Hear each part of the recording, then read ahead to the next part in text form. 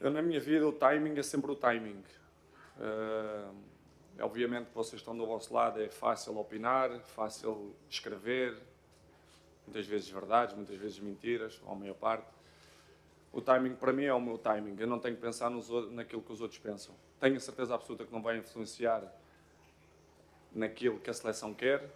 Todos os jogadores me conhecem, os treinadores, o staff, os presidentes, os roupeiros, toda a gente me conhece. E sabe aquilo que eu sou, sabe aquilo que eu penso, conhecem-me desde os 11 anos, não serão influenciados pelo aquilo que os outros dizem ou pelo aquilo que os outros escrevem.